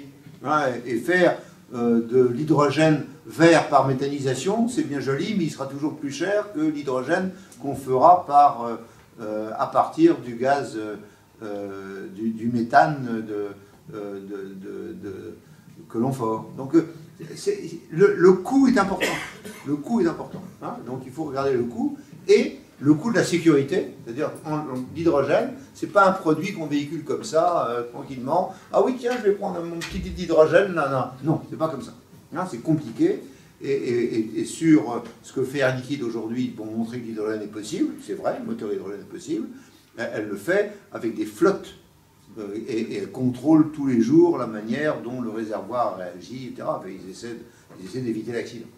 Hein, mais plus on est dans des produits hyper réactifs, et plus on a de conditions de sécurité. Monsieur Oui, je voulais vous demander, à la place du lithium, si on met du sodium, qu'est-ce que vous en pensez? Tout est possible, simplement on a d'autres conditions de préparation. Et de conservation. Donc tous les produits sont possibles. Mais encore une fois, ça va être une question de préparation et de coût, et d'utilisation optimale. Et le sodium n'est pas un produit très agréable à manipuler, et qui soit pas très agréable, non, dans les conditions où il faut l'utiliser. Voilà, donc c'est quand on a fait Super Phoenix, on s'est aperçu qu'on pouvait, mais que c'était compliqué. Alors c'est agréable parce que c'est pas cher, comme vous savez, mais derrière, il y a tout un appareillage qui, lui, est cher. Oui, monsieur. Que pensez-vous de la politique du discours de Jean Covici par rapport au GIEC, par rapport à l'évolution de tout ce qui est photovoltaïque, qui prône? Je n'ai pas compris. Le GIEC est photovoltaïque. Le GIEC, avec M. Jean Covici. Ah, non, ça n'a rien à voir. Bon, alors. Que pensez-vous de son discours? Alors Jean Covici, on ne fait pas de conférence ensemble parce qu'on n'est pas d'accord et qu'il n'aime pas être contrarié. Moi, ça m'est égal. Bon, moi, si je suis contrarié, c'est pas grave, mais lui, il considère qu'il a raison. Donc, bon, il dit, bah, t'as raison, c'est tout. Il a raison d'avoir raison. Hein. Bon. Alors, qu'est-ce que je suis sur beaucoup de points en accord avec ce que dit Jean Covici, sauf un qui est celui de la décroissance obligatoire. Je suis, moi, convaincu que c'est l'inverse qui va se passer, et que c'est l'inverse qu'il faut que nous fassions. Et c'est pourquoi je suis pour les réacteurs à neutrons rapides et pour l'augmentation et l'abondance, quelle qu'elle soit. 2, je ne crois pas, alors il a fait un panel de gens de mon ancienne compagnie qui lui ont dit non, il y a raréfaction des fossiles et les fossiles vont s'arrêter. Je ne crois pas à la fin des fossiles, autre que économique. Je ne crois pas à la raréfaction des fossiles. Pourquoi? Parce que ce qui est rare est cher, hein, et par conséquent, plus ce sera rare, plus ce sera cher, et plus ce sera contrebalancé par d'autres sources. Mais tant qu'on n'est pas arrivé là, tant que le méthane issu des gisements du Qatar ou d'Yamal en Russie, ou le pétrole issu des gisements qu'on est en train de découvrir tous les jours, tant que ce pétrole n'est pas cher, il sera utilisé. Alors il ne sera pas... Les banques américaines cesseront d'une manière ou d'une autre de les financer, ce sera financé par les banques chinoises, par les banques brésiliennes, par les banques... Il n'y a pas... L'humain utilise ce qu'il a quand c'est le moins cher et l'utilise à satiété. C'est comme ça. Alors on peut effectivement rêver, et c'est un peu ce que fait Jean-Marc, d'un gouvernement mondial qui domine le monde et qui dit voilà ce qu'il faut que vous fassiez, voilà ce que vous fassiez. Ce n'est pas ma conception de l'évolution du monde et ce n'est pas le monde que j'ai envie de laisser à mes enfants et à mes petits-enfants. Voilà. Donc je suis en accord avec beaucoup de choses que dit Jean-Marc, mais il y a 2 ou 3 points fondamentaux sur lesquels nous sommes en désaccord profond et sur lesquels la discussion est impossible pour moi, puisque à partir du moment où j'ouvre ma gueule, il me la ferme en disant « t'as tort ». Seconde question, changement de gouvernement, nouvelle politique, relance de l'industrie. Seriez-vous d'accord pour être ministre de cette industrie pour la relance? Jamais, je suis trop vieux. Non, par contre, j'ai des jeunes que j'ai formés et qui sont prêts à l'être. Donc j'ai aucun problème pour trouver demain 1 ou 2 ministres de l'industrie de 40-45 balais qui sait de quoi il parle, qui a vécu avec moi et qui peut relancer la machine. Et selon vous, le Frexit est-il nécessaire? Que le Frexit? Non. Non, ce qu'il faut. Quitter l'Europe serait nécessaire? Non. C'est-à-dire que on a pris des habitudes, alors on va garder nos habitudes. Vous avez vu que les Anglais, ça ne leur a pas forcément servi de faire le Brexit. Non, c'est pas ça le sujet. Le sujet, c'est est-ce que les peuples sont d'accord avec la politique européenne que l'on fait ou qu'on va faire? Les peuples ne sont pas d'accord avec la politique. Par conséquent, ça ne marche pas. Parce que les peuples, ça existe. Bon. Et que les peuples à qui on donnait des subventions de la PAC, qui recevaient des subventions, qui étaient contents, et que ils en ont eu marre à un moment d'avoir la politique de la gendarmerie économique et la gendarmerie de l'environnement. Ils en ont eu marre et ils ont eu envie que ça s'arrête. Bon. Et donc je crois que nous allons aller vers une organisation différente. Ça va peut-être pas être en 2027, mais ça peut être après. Une organisation différente où les peuples vont retrouver leur cohésion et leur envie de faire des choses. Là, ils n'ont plus envie. Hein, quand je vais chez moi en Bretagne, ils disent bon, écoute, est-ce que tu pourrais faire l'indépendance de la Bretagne parce que ça irait beaucoup mieux. C'est pas par l'indépendance de la Bretagne que ça passe non plus. Ça passe par le fait que les gens aient envie de nouveau de faire des choses. Ils n'ont plus envie. Là, aujourd'hui. Hein, c'est-à-dire que là, on est en train de leur dire sur les porcs et les volailles que la législation change et que ça va, etc., ben, ils n'ont plus envie d'en faire. Bon, mais on leur dit il faut que vous fassiez 20 000 poulets par poulailler. Bon, et puis il y a 50% des poulets qui arrivent d'Europe, qui arrivent d'Ukraine, où le mec a 95% de tous les poulets ukrainiens et fait des fermes à 400 000 volailles. Et c'est ça qu'on leur a fait. Voilà. Donc, ils ne croient plus. Donc, ils ont envie de croire et d'avoir envie. Vous voyez? C'est ça le sujet dans lequel on est. Avoir envie. C'est pour ça que je repose la question qui a envie, que j'ai fait mon livre sur la capitale de l'industrie, parce que les gens ont envie de faire de l'industrie. Pourquoi j'ai envie de faire de l'industrie? Parce que j'y crois. Pourquoi? Parce que je suis né dans une machine. Donc maintenant, j'ai envie d'avoir des machines autour de moi. Ça, je suis pas content. C'est pas que j'aime pas les hommes et les femmes. Mais les femmes surtout. Mais non, mais c'est pas le.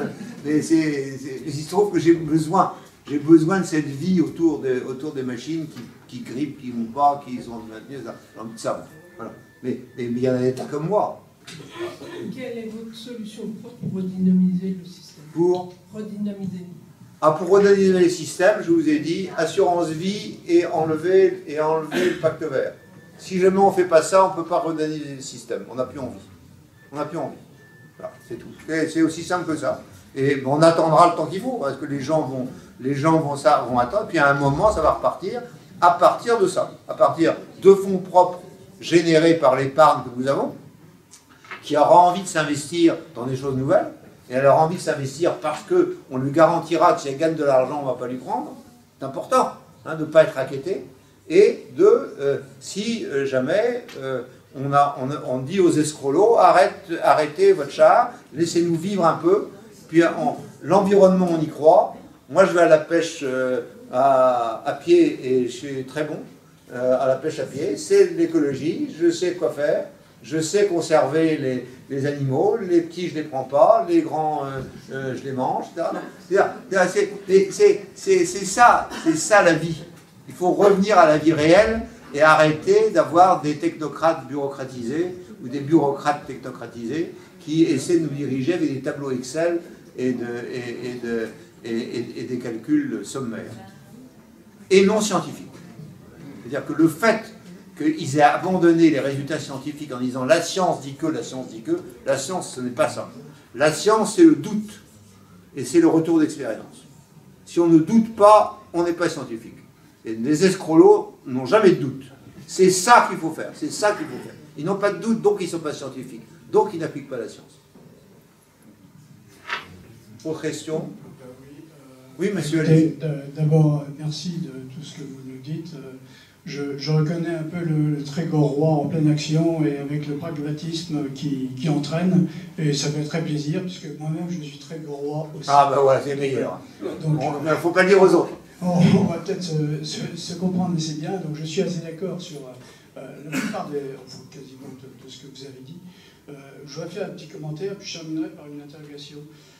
D'abord, je vais mettre de côté tout le rôle étatique, parce que je pense qu'il y a des flux et des reflux. Quand on va dans un excès, souvent il y a un coup de balai de l'autre côté après, donc ça nous dépasse, donc ça, j'en parlerai pas. Ensuite, je pense qu'il y a quand même l'État, s'il faut quand même le resituer dans son contexte, il est là quand même pour donner la direction.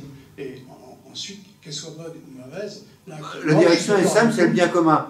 Alors, simplement, j'ai le sentiment que ces dernières années, on a oublié le bien commun comme directive. Une fois que vous avez oublié le bien commun, vous avez tout oublié. Complètement. Non, je suis complètement d'accord avec vous. Simplement, c'est que les buts assignés ont été, au moment de l'après-guerre,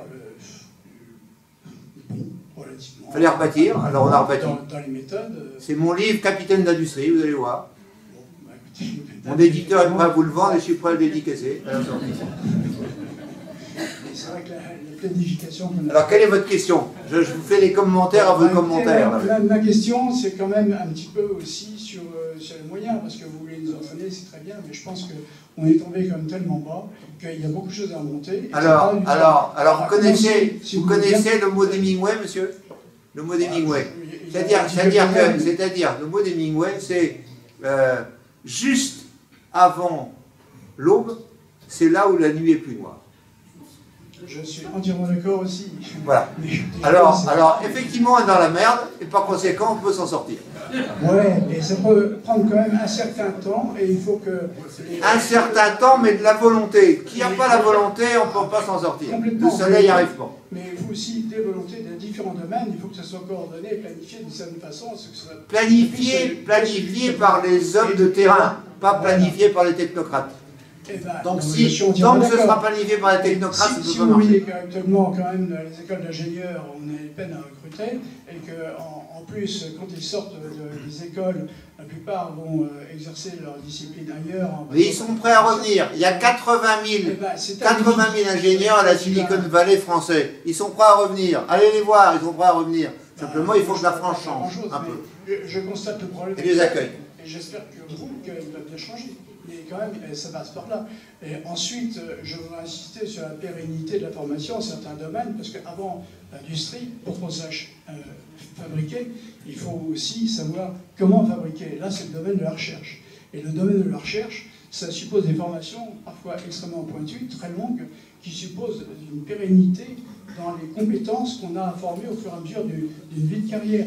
Donc tout ça, ça me paraît actuellement vachement difficile à reprendre. Alors bon, ça c'est un point. Que ce soit difficile, certainement. Que ce soit impossible, non, monsieur. Voilà. Je suis d'accord. Non. Non, et si vous êtes pas, si vous dites la vase de moi, vous n'êtes pas Trégorois, vous êtes du Léon. Je reste Trégorois. Et je terminerai là. Non, mais parce que là, si vous voulez, le domaine quand même des compétences, il me paraît essentiel. Et là, surtout le maintien des compétences et de la formation. Souvent, un ingénieur, quand il est un peu pointu, il n'a pas deux spécialités, il en a souvent trois. Et souvent, quand on se les fait piquer, c'est parce que justement, il a été formé. Et formé chez nous. Comme vous l'avez très bien dit aussi, vous avez dit des tas de choses qui étaient tout à fait réelles chez nous. Alors, je voudrais simplement prendre aussi un exemple. Vous avez micro très longtemps et donc les gens sont en train de se demander ce que vous voulez dire. Alors, allez. Bon exemple, à la fin... Moi, je ne sais plus non plus ce que vous voulez dire. C'est Astrid. Astrid, vous en avez parlé un petit peu, et je pense que vous avez tout à fait raison. Moi, je ne comprends toujours pas comment ça a pu partir. Bon, effectivement, vous parlez de choix politiques à l'envers, mais qu'est-ce qu'il en est maintenant? Il y avait des compétences, je ne sais pas où elles se trouvent maintenant, et je crains que ce soit parti à l'étranger. Voilà. Comment fera-t-on pour remonter une filière? Ce n'est pas vrai. Ce n'est pas vrai. Je ne sais pas. Je sais pas. Mais non, mais moi, je vous le dis. Je vous dis, ce n'est pas vrai. Elles sont reparties. On les a gardées, et on est prêt à repartir. Et il y a eu chez Framatome, il y a eu une petite équipe de 250 personnes qui est jamais apparue et qui est restée là, payée par tout ce qu'on faisait à Framatome, et qui a continué à travailler contre l'État et contre les gouvernements et contre vents et marées. Voilà. Ils sont là, ils sont en train d'essayer de regarder comment on fait. Et c'est eux qui dégrainent un peu les différents endroits où on parle des SMR, où on parle des neutrons rapides, etc. Oui. Dernière question peut-être, non? Dernière question. Oui. Alors rassurez-vous, ce sera plus court. Pour reparler du moteur à hydrogène et de la recherche sur l'extraction et le raffinage de l'hydrogène. Sur l'est de la France, depuis un mois ou deux, il y a à la fois des sociétés françaises d'ingénierie, il y a des investisseurs, français surtout, mais aussi étrangers, qui ont, d'après les premières expérimentations, jugé intéressant et surtout faisable de faire dans quelques années des moteurs à hydrogène qui, cette fois-ci, seront beaucoup plus concurrentiels à un tel point qu'ils sont en train non pas de se désinvestir des énormes projets de batteries et recyclage de batteries vers Dunkerque, mais qui pensent que dans moins de 3 à 4 ans, on serait capable en France d'avoir à la fois l'autonomie et la matière première pour concurrencer le véhicule électrique qui est quand même essentiellement subventionné quand même par l'État. J'ai passé la première partie de ma vie dans les laboratoires, monsieur. Je sais ce que c'est que la science. J'ai travaillé aux États-Unis dans les laboratoires américains. Je suis revenu à la direction générale, à la direction de la recherche scientifique et technique. J'ai travaillé 12 ans. Et je suis le seul scientifique d'origine français qui soit devenu chef d'entreprise pendant aussi longtemps. Contrairement à beaucoup d'endroits où des scientifiques deviennent chefs d'entreprise, moi je suis le seul. Alors attention au délai. Attention aux espoirs et aux délais. C'est-à-dire qu'il y a la science, il y a la technique et il y a l'industrie. Alors la science te dit, voilà, tu peux faire ça dans telle et telle condition. Alors c'est par exemple la fusion aujourd'hui, voilà.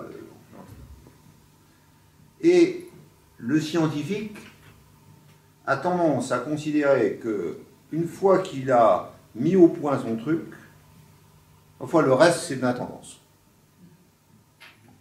Alors moi, je suis un scientifique qui a tout fait. Derrière, j'ai fait de la technique et j'ai essayé de voir comment d'un bidule qui était techniquement possible, je pouvais faire quelque chose qui était reproductible avec sécurité.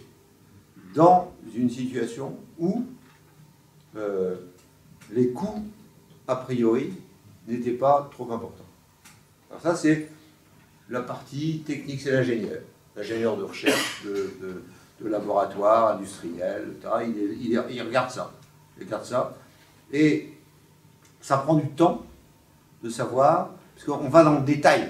On n'est plus à oui, mais ça c'est possible parce que scientifiquement ça c'est possible. Ça c'est rien. Ça c'est rien. Non, mais ça c'est rien à faire. Il n'y a rien à faire. Il faut arriver dans le détail à voir si on est capable de faire dans des bonnes conditions le matériel qui va servir.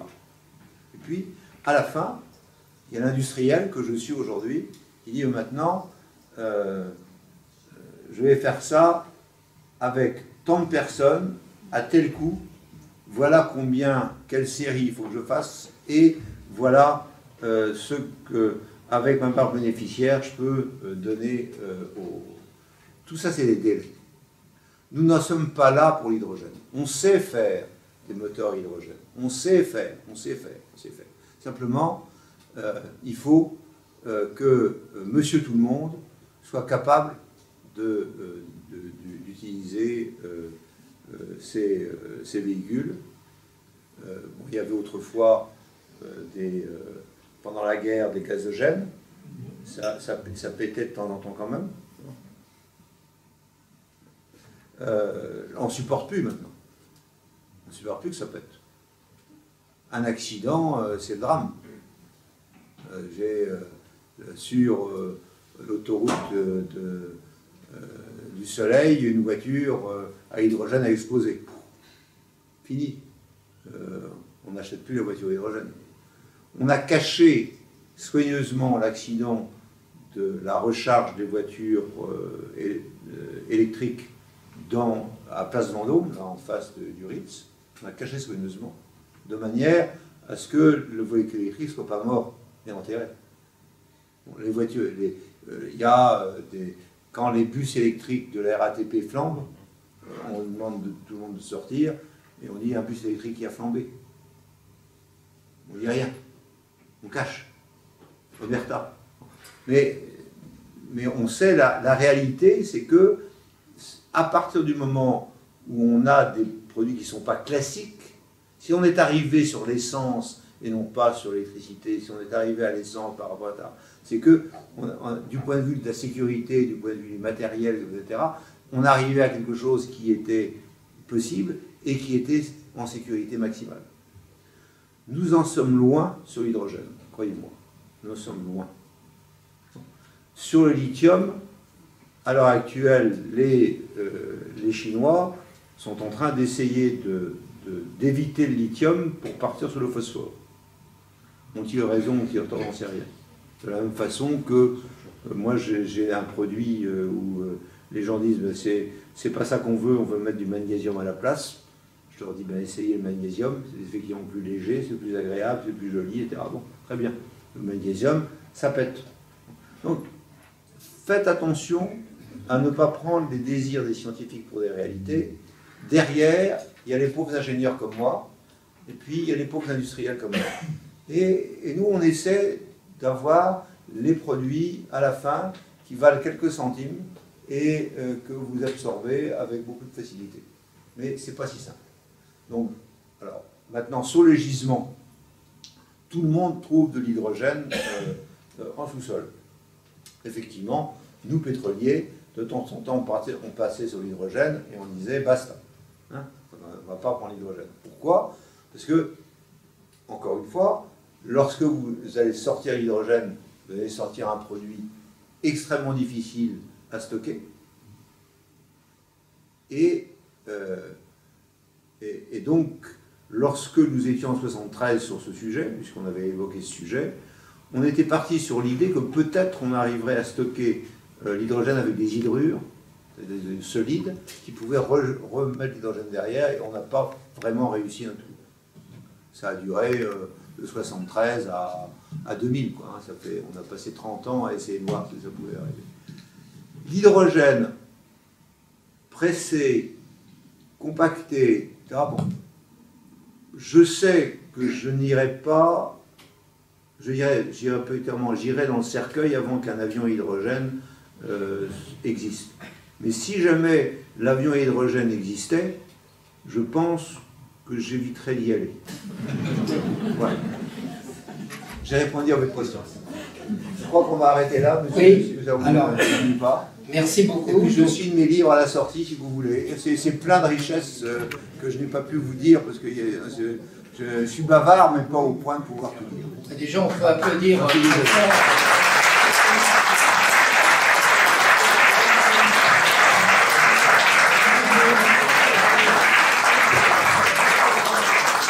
Merci beaucoup et vive Chantilly. Voilà. Merci.